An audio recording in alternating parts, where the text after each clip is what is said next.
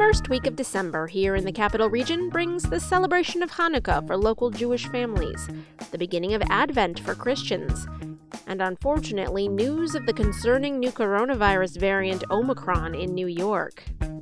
Coming up on this episode of The Eagle, State Attorney General Letitia James dropped a trove of transcripts, text messages, and video testimony from her investigation into alleged misconduct by former Governor Andrew Cuomo. We'll give you the highlights. Milatris is saying, F her, although he's using the full expletive. We'll talk to Chris Arnade, an author and photographer with a massive social media following, who documents his long walks through American cities. We'll discuss his recent stroll through Albany. There is still a lot of warmth and there's still a lot of wonderful neighborhoods in Albany, but to me, that downtown just kind of dominates so much. And we'll get into the holiday spirit with dining critic Susie Davidson Powell. And by spirit, I mean we'll talk about fun holiday cocktails, both with alcohol and non-alcoholic, that you might want to try this holiday season. I'm an old-fashioned girl. I really love a good old-fashioned. This is The Eagle, a Times Union podcast, a look inside our newsroom. I'm Jessica Marshall.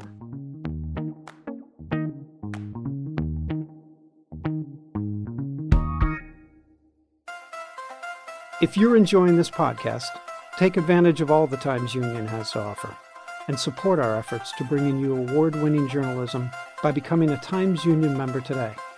Go to timesunion.com/subscribe.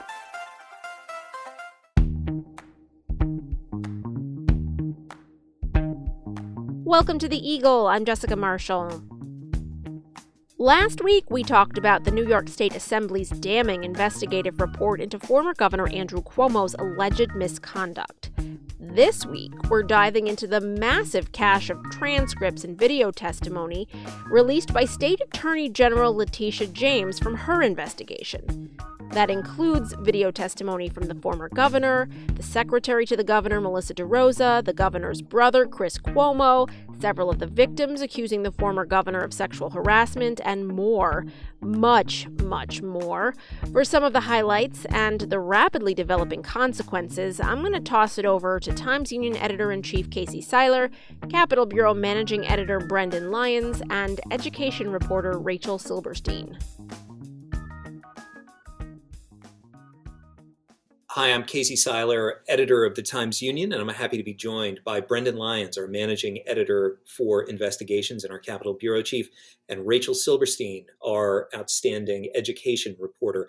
We're here to talk about a very large document dump from the Office of Attorney General Letitia James that arrived on Monday, including transcripts and video, as well as exhibits connected to each of those interviews with some of the additional witnesses in the AG's investigation of the sexual misconduct allegations made against former Governor Andrew Cuomo, the ones that resulted in the AG's early August report that prompted the governor's decision to resign later that month. So, Brendan, I'll turn to you for kind of the overview. What did we learn from these transcripts and the evidence that was attached to them? One thing we learned was the depths to which this administration and Cuomo's closest confidants had gone to try to rescue him from all of these allegations. Some of the information that jumped out to me confirms what we had known for quite some time, which is that this administration and his inner circle has engaged in a pattern through the years of deleting evidence, of deleting information. Beth Garvey, a former counsel in the chamber, in her testimony that was released, had talked about the chamber-issued iPhones had been delivered to all of them with automatic deletion of text messages after 30 days. And it became an issue in March when the Attorney General was tasked with hiring a law firm to investigate these matters. And as subpoenas started coming in, that's when some of the lawyers and others realized the issues with the fact that the cell phones were set up to delete messages. The other one that jumped out, of course, was Chris Cuomo's testimony. When the transcripts were released, his was the first that I went to, One, I wanted to see if he would be asked about the preferential COVID testing that he received. He was not asked about that, which was interesting. But he also talked about deleting messages and his practice of deleting emails because his defense was that, well, maybe I would be hacked and therefore somebody could get that information.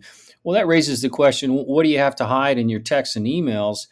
And two, that argument sort of fell apart, or that defense did, when he conceded, or he was confronted with the fact that at the end of a text exchange with Melissa DeRosa about the groping allegation that was revealed on March 9th, he suggested to Melissa that she delete the thread that they had just created. Maybe he was just being thoughtful that he was worried that she might get hacked too. You never know. Yes, indeed. And then, of course, subsequently, Chris Cuomo, the day after this document dump, CNN, which had been under pressure to take some kind of action, announced that he was going to be suspended indefinitely as they continued to take a close look at this material. It'll be surprising if he survives this. It was understandable that a brother would want to go to the aid of a brother, right? To help family get through an ordeal. There were two things, though. One, he wasn't fully transparent with his employer about the depths of his involvement in this, and also that he had used his journalistic experience, his journalism contacts, to try to gather information to help them about when stories were going to be published or who might be coming forward next. Those are the sorts of things that I believe are going to get him in a position where it might be difficult to come back. If he wanted to do that stuff, he would have been wise maybe to take a leave of absence from CNN to help his brother. But at this point, it is quite a devastating blow to the Cuomo family right now.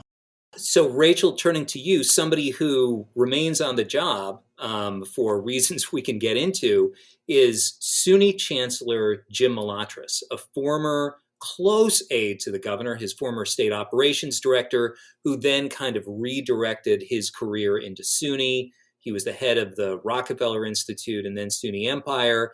And then in the summer of 2020, really promoted by the governor and the governor's loyalists, he was selected by the Suny Board of Trustees as the chancellor. Now, as part of this document dump, old texts from the spring and summer of 2019 were released. And why don't you explain what they revealed? Well, let's backtrack. Lindsey Boylan, one of the governor's first accuser, which sort of set off this investigation and, triggered 10 more people to come forward. She resigned from her job at the executive chamber in 2018. At the time, apparently on bad terms.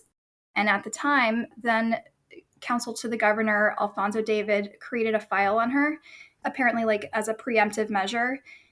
So in 2019, she started tweeting about her work environment, in particular her experience as a mother of young children working in the chamber, and described the governor's office as a difficult work environment, which of course caught the attention of members of the governor's inner circle, including Milatris, who, though he no longer worked in the chamber, he was CC'd on all of these text messages.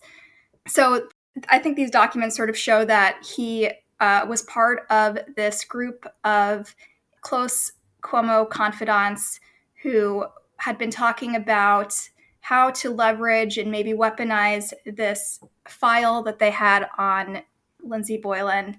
Some of these tweets are just not very flattering.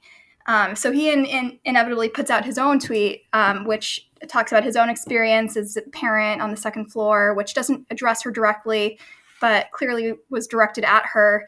And he sort of characterized the tweet as just like a disagreement between colleagues. But the text messages that were revealed in this latest document dump sort of tell a different story.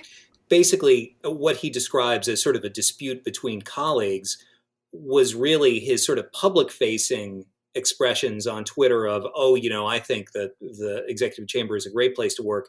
Meanwhile, internally, what you're getting is this almost high schoolish exchange of notes between the governor's inner circle, in which Milatris is saying, F her, although he's using the full expletive, and suggesting that they might want to put out some of her emails, which he describes as cray, which of course is slang for crazy. Now, he wasn't Suny Chancellor at the time. This is a year before he becomes Suny Chancellor, a year and a half before Lindsey Boylan makes these statements.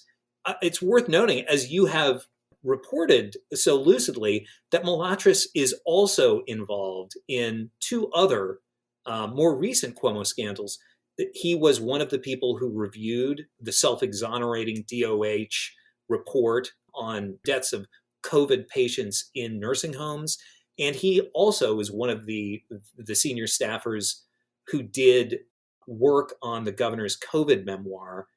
He claims it was voluntary. Whether or not it was is very much in dispute. Now, I guess my question for you is, what are the chances, considering all of this controversy that is now swirling around Jim Milatris, what stands in the way of Governor Kathy Hochul or the Suny Board of Trustees deciding that it might be time for him no longer to be the one leading the system? So Kathy Hochul has been pretty clear that anyone who was implicated in, wrongdoing associated with the sexual harassment claims would be removed from her administration. Milatris is not technically in her administration, and his job is filled by the Suny Board of Trustees. And so she has limited power over them. I do think that there is increased pressure for them. Pressure continues to mount with each of these subsequent scandals. But these text messages, while they're not flattering, obviously, I should point out that he's not implicated in the inevitable. What these text messages really do is they demonstrate that administrations had created a file in Boylan like 2 years prior and had talked about weaponizing it, but they only acted on it once she made her more serious allegations of sexual harassment by the governor. So Melissa DeRosa and other top Cuomo officials had justified the release of her file because they said they had to counter her repeated statements online that they say inaccurately characterized her experience on the second floor. So essentially, the 2019 text messages were just used to show that the administration had been sitting on this file that had been compiled to discredit her narrative for 2 years, but they didn't release it until the sexual harassment claims. And by December 2020, when she claimed that she was sexually harassed by the governor, Milatris was then chancellor, and there's no indication that he was part of those conversations that the AG later deemed as unlawful retaliation. There's no indication that he was involved in the actual file's release. He just talked about it earlier on. People have disagreements in high-stress jobs. I should have used different language. It's a long time ago. I got to focus on Suny and all the things he's done. We should note that Milatris, who was testifying before a legislative hearing on Tuesday, was questioned by reporters. Truth is, I'm not proud of the language that I used. I conveyed my disagreement about my colleague, but I'm proud of my collaborative work in government. I've been in government a long time. I'm proud of my work at Suny. We got a lot of work to do. That's going to be my focus. Brendan, are there more shoes to drop, more witness transcripts that are going to be rolled out by the AG's office? And I guess my question is, what are the ones where the categories that you're still very interested in reading when they pop out? For me, I am extremely interested in reading the testimony of the state police protective detail members who were interviewed, including Vincent Strafach, who had been the longtime head of that unit under Cuomo and had a very close and loyal relationship to the governor, and who had left, by the way, as this situation, this controversy began to erupt. Strafach retired a little bit early, it seemed, from the state police and exited stage right. But those, I think, could really be very revealing in terms of the governor's interaction with female staffers, trips to Jamaica, all those sorts of things. It is the King's Guard. It would be interesting to see what those transcripts, and it'll be something if they don't release those. I'm not sure what the justification would be if they've gone this far in this sort of unprecedented document release. Well, Christmas is a-comin', as they say, as well as Hanukkah. Rachel, Brendan, thank you very much for all the good work, and please keep it up. Thank you. You bet. No more questions from us. Governor, thank you for your time. I would like to say it was a pleasure, Mr. Kim. But I'm on the road.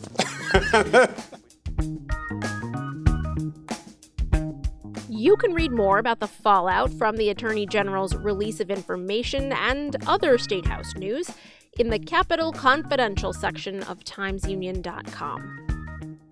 All right, next up, Hudson Valley-based photographer and author Chris Arnade does a lot of walking these days, and that very activity has of late gained him a substantial social media following. The author of Dignity, Seeking Respect in Back Row America regularly documents his long walks through America's cities to almost 90,000 Twitter followers.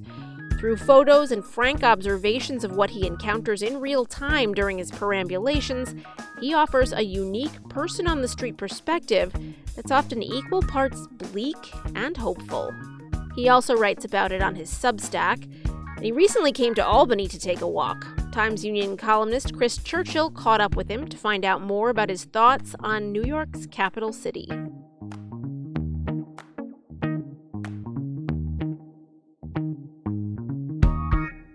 So the reason we're talking to you today is because you've been walking in our area. Have you done, is it three walks to this point, or is it 4?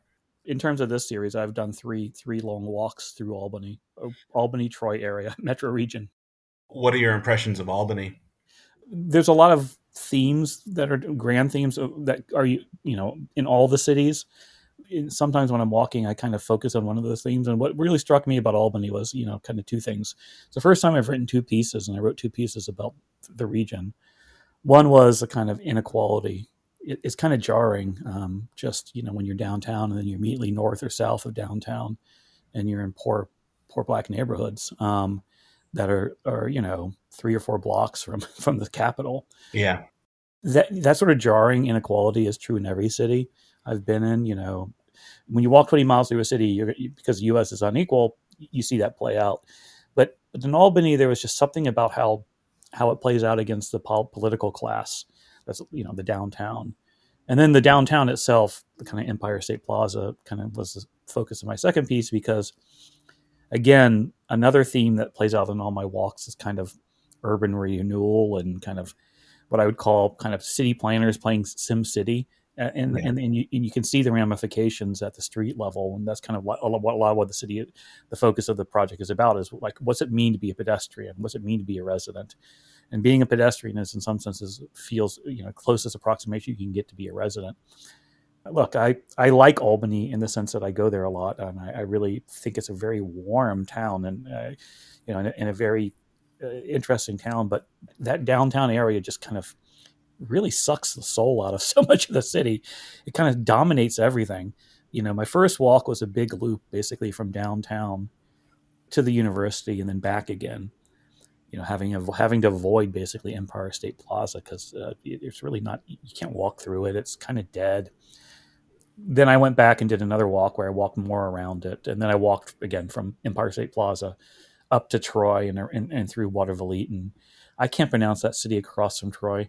Cohoes? Oh, Cohoes? Yeah, Cohoes, yeah.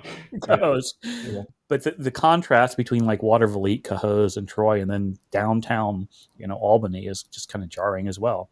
Yeah, I think you and I share an appreciation for Watervliet. I really enjoyed your writing about it, and I think it's a great kind of underappreciated city. And I thought too that you were really fair to Albany. I mean, I think you captured it well. It is kind of a strange mix of these kind of dead zones or bureaucratic dead zones with some really charming old neighborhoods, and they're often so close together that it is a little bit like, wow, what happened here exactly? Right on the edges, there is still a lot of warmth, and there's still a lot of wonderful neighborhoods in Albany. But to me, that downtown just kind of dominates so much. Yeah, I think I'm from elsewhere too. I think people who are from here sometimes don't understand or don't see how distinctive it can be. I mean, Empire State Plaza is just this like bizarre, fascinating moonscape in a way, and I think that you did really well in capturing some of the ideology, I guess is maybe the word, behind it. The thinking that went into wiping away real neighborhoods where people lived and breathed and laughed and kind of replacing it with this kind of soulless. And I don't want to be too harsh on it because there are aspects of it I like. I mean, as a sculpture park, it almost kind of is interesting, but as a neighborhood in a city, it just completely fails. In my earlier career, I used to work in Brazil, and I mean, it looks just like Brasilia, man. Like, Yeah, no, Brasilia I've seen was that, yeah. was Yeah. another planned community with this kind of this, built in the same era of like we can shape cities to be better than what the dirty people have chosen to make. It's fascinating. It's right down to the side that you have that wavy sidewalk pattern in the plaza that's kind of alternating black white. I don't know if you noticed it. There's a wavy sidewalk pattern which is very distinct in Brazil. And I kind of mentioned that the sidewalks in Empire Plaza are exactly like in Brasilia. And then and in most of Brazil, and someone said that's actually something that was imported from Portugal. Like, the kind of where these ideas kind of propagate, and how a Portuguese sidewalk design ended up in the middle of Albany is just kind of fascinating. Which is why I love kind of walking towns and seeing stuff like that. And as you noted in that essay, the plaza was built largely because Nelson Rockefeller was embarrassed by the shabbiness of the city. But yet the plaza didn't really do much to address that, and it maybe even made the poverty around downtown a lot worse by cutting neighborhoods off from each other. But they spent literally billions of dollars on this thing, and it's just kind of this monument to government, but it didn't really do much to improve the city. Your paper is the article I built the piece around. It's a really wonderful article that talks about the history of the plaza, and then kind of with wonder. I think there's 32 pictures in there that are just absolutely wonderful of kind of what came before. One of the things I wanted to do in the essay, but I didn't manage to literally across. I guess it's the western boundary. There's that massive tall white building that runs to a block. It's like a wall. It's like a fortress wall. Directly west of that wall is just a beautiful row homes. Right, exactly. And so you get a peek of what used to be there. I gather what was there was a very, very poor neighborhood, of somewhat dilapidated row homes. The evolution might not have been those beautifully restored row homes because, in some senses, I looked at a lot of those and those are filled with lobbyists. So, Yeah. they are basically being fed by Empire State Plaza. But you go to Troy or you go to Watervliet and you go to Cahos. Yep, Cahos, yep. In Troy specifically has a lot of those where you can see what the neighborhood would have eventually evolved into had it not been kind of destroyed. Troy's interesting. It's an interesting contrast to Albany because whereas Albany was hit pretty hard by urban renewal, Troy, for the most part, avoided it. I mean, it's one of the few cities I know of that doesn't have a major highway running through it.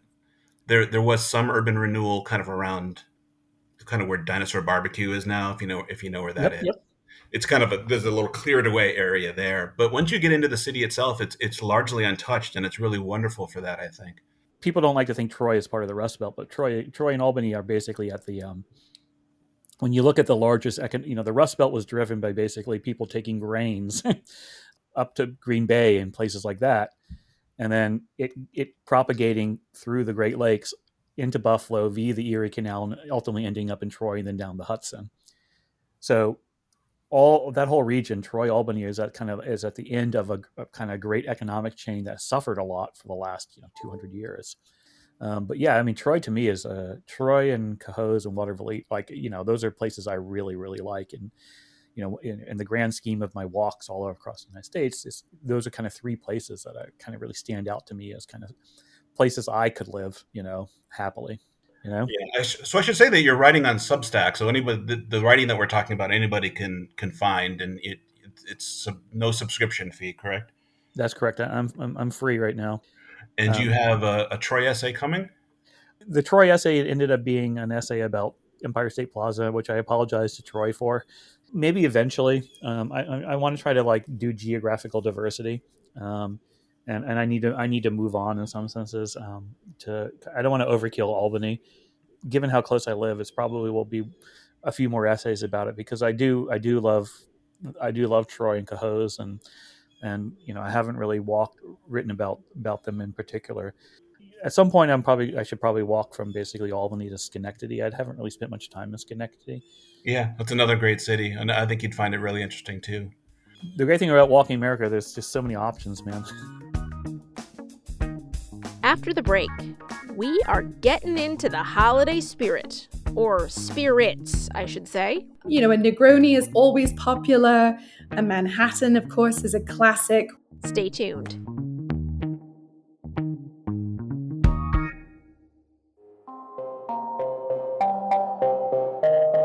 Hi, I'm Casey Seiler, editor of the Times-Union. Join us for an ongoing discussion on major developments in the saga of Keith Raniere, co-founder of NXIVM, the shadowy upstate New York organization at the center of the explosive federal investigation that resulted in Raniere's conviction on charges of extortion, sex trafficking, and more.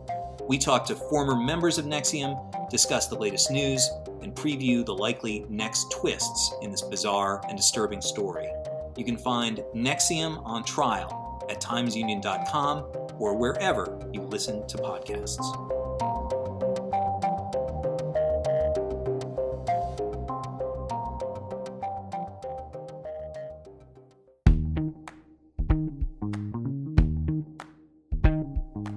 Welcome back. You're listening to The Eagle, a Times-Union podcast. I'm Jessica Marshall. Well, the weather outside hasn't been too frightful lately, but the fire's pretty delightful. While we're still dealing with a pandemic, December of 2021 looks decidedly different and perhaps more festive than 2020. Many annual holiday traditions, events, and gatherings have resumed around the region. And right now, we're going to talk about something I love to indulge in at this time of year at those aforementioned activities: delicious, elegant beverages. I reached out to Times-Union dining critic Susie Davidson Powell to get a taste of what's hot in cocktails and mocktails right now. Nothing really says holidays and cold weather to me right now like a nice hot toddy, but I know everybody else has different things that they like to drink around the holidays. But let's start out with a couple of suggestions for really classic holiday drinks. I think so many people get into a sort of seasonal mood, and so they start thinking, oh, I'm going to have mulled wine, or perhaps they're going with darker spirits, so suddenly we're seeing all of the bourbon-based drinks, the rye whiskey drinks. A Negroni is always popular. A Manhattan, of course, is a classic with, usually with rye whiskey and a little sweet vermouth. If you're looking for something hot, like you were just saying, of course, you can have hot mulled wine or mulled cider with perhaps some whiskey in that. But, it's really flexible. So a lot of it comes down to, what's your personal preference on profile, if you like gin or vodka, rum or whiskey. What are some of the classic like rye whiskey winter type drinks? Like, why had they come to be this season's kind of drink? Yeah, well, of course, alcohol in its own way is going to sort of warm you up. And certainly the darker spirits have more of a mouthfeel to them. When you're thinking about summery drinks, whether it's a sparkling wine, which of course works also around the holidays, but, vodka-based drinks tend to be lighter. There are many spices that will also add to that warmth. So sometimes you'll have, clove and cinnamon and the types of ingredients you would use in cooking. If you were baking something that felt seasonally inspired, the same thing can happen with drinks. Or even you can fat wash your spirits. So say butter fat washed bourbon or even olive oil. These can actually create more of a mouthfeel that in its own way sort of makes you feel cozier and warmer. You wouldn't really be wanting that creamier sensation in a drink in the summer.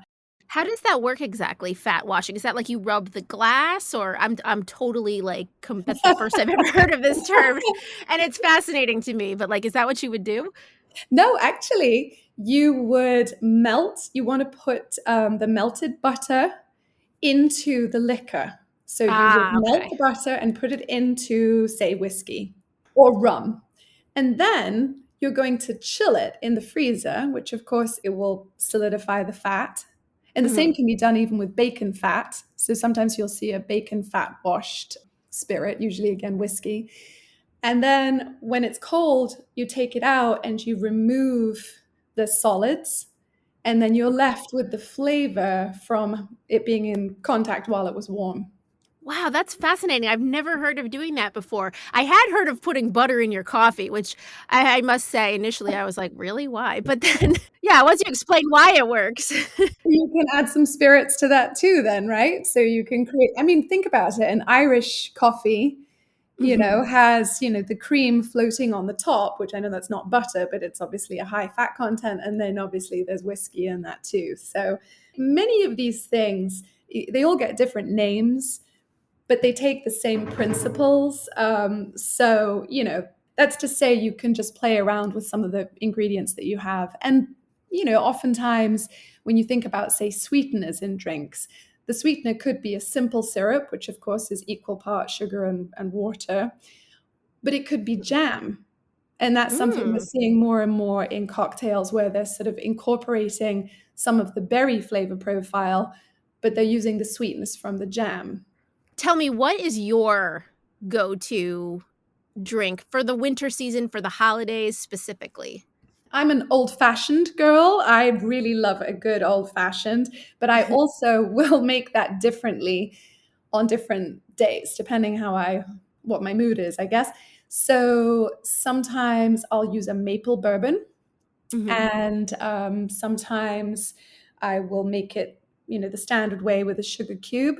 And sometimes I'll do, what purists would say is the wrong way to do it, which is to, if I have a clementine or a satsuma, some sort of orange, which I generally do have in the house, I might muddle that, actually crush it down.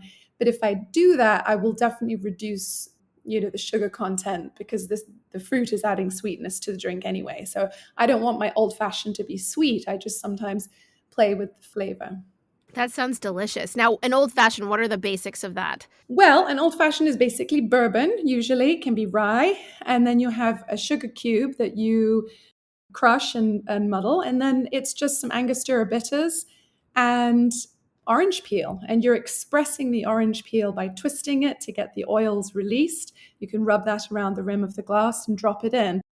Do you want to give just one example of a fun non-alcoholic drink that takes people out of just the water or the soda or the juice? People have options. You can go with a low alcohol or no alcohol, right? Now, no alcohol, of course, you can simply do things like soda water with either a shrub or a fruit juice. But also there are a lot of products out there that are worth looking at because, I think most people by now have heard of Seedlip, which is a non-alcoholic distilled spirit. And you basically use that as you would like a gin or a vodka, but it's completely non-alcoholic. It's botanically based. With that, you would either add tonic water or soda. There's another one called Proto, which is this fabulous, beautiful bottle, comes in great packaging. And this was developed by actually the former beverage director of Chef David Chang's restaurant group, Momofuku. And it really is an amazing drink because it's sort of, it's this deep ruby red, and it has ingredients like fig vinegar, chrysanthemum, black pepper, licorice root, hibiscus.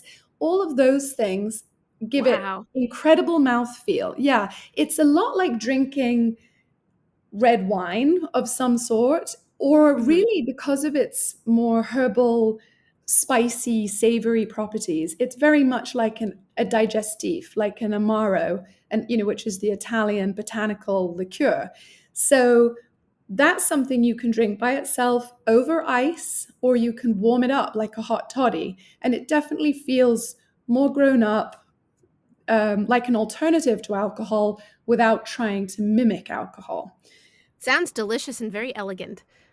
Yeah. And then, there are other things that if you just want to keep the alcohol level really low, and you can absolutely keep it like down into the low percentages, you can use something like a fortified wine, like Dubonnet or even sherry or a brandy, and then top that up predominantly with soda. Basically, Italian Amari, these herbal liqueurs, are already low in alcohol, and they're very, very, they have this dark aromatic flavor to them. And so if you're topping that up with soda, this is not at all a high alcohol drink. And in fact, that's why pre-made ones, some pre-packaged ones that you'll find in cans, can be shipped all over the US because they're not rated the same way as wine by itself or spirits by themselves because the alcohol content is so low. Oh, interesting. So you've definitely given me a ton of ideas for the holidays. I'm really excited. I love that feeling of kind of, it's cold out, maybe it's snowing. I'm at a holiday party with friends and family, and then just having this really elegant drink to kind of nurse as I go about my evening having fun. It's just a lovely image. So thank you for giving us suggestions for that. Absolutely. I hope you find one that you absolutely love and tell us what it is. All right, that's it for this week. I'm Jessica Marshall. We will be taking a short break from the podcast for the holidays, but don't worry, we'll be back in January with another look inside the newsroom here at the Times-Union. So happy holidays. But in the meantime, check us out on Facebook, Twitter, YouTube, and Instagram, or head over to timesunion.com for the latest news and features. The Eagle is a production of the Times-Union. It's produced and edited by me, Jessica Marshall, with help from the Times-Union digital team and the newsroom. Special thanks this week to Casey Seiler, Brendan Lyons, Rachel Silberstein, Chris Churchill, and Susie Davidson-Powell for their contribution to this episode. And special thanks as well to WMHT and New York Now for the use of sound from their reporting.